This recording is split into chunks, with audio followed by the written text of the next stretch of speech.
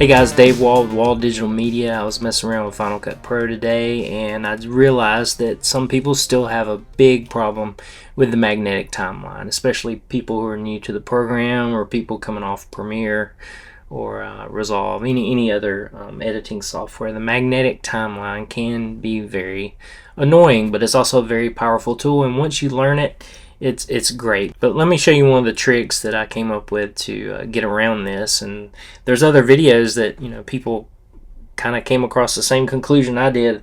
A great way to get around the magnetic timeline. So let's go down to the timeline. I've already created a little bit of a timeline here just with some placeholders and some basic titles. You can see how it shows what is attached to what by those lines. So it's attached to that clip, now it's attached to that clip. So now if I move this clip, I have 3 titles attached to it. It's going to move all of them.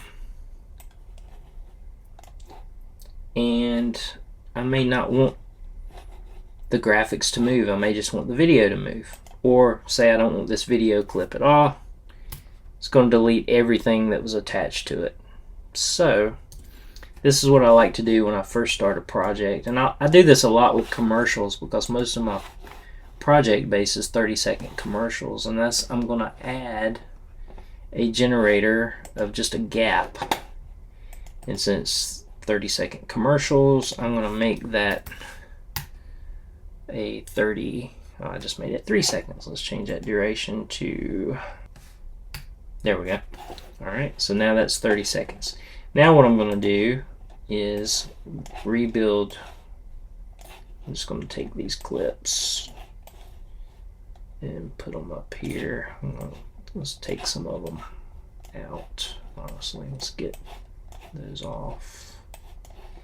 You see, even with this, it's moving everything. So let's just drag these out of the way, and let's put all these clips up here. Alright, let's zoom in on this a little bit. Alright, I'm going to take these titles, I'm going to put them up here with these. Now, if I delete this clip, the title did not disappear. If I delete this, the title did not disappear.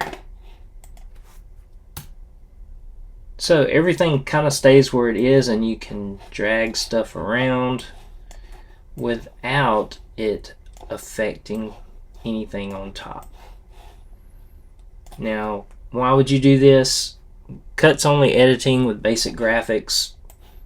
It's just easier to be able to move stuff around without things staying connected.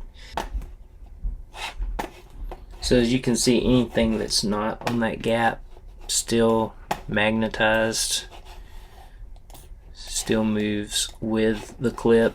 Anything up here, I can move it as needed. I can delete clips and it's not going to delete my text. So that's just a simple way to get around the magnetic timeline. But I do suggest learning the magnetic timeline because once again, it's a very powerful tool.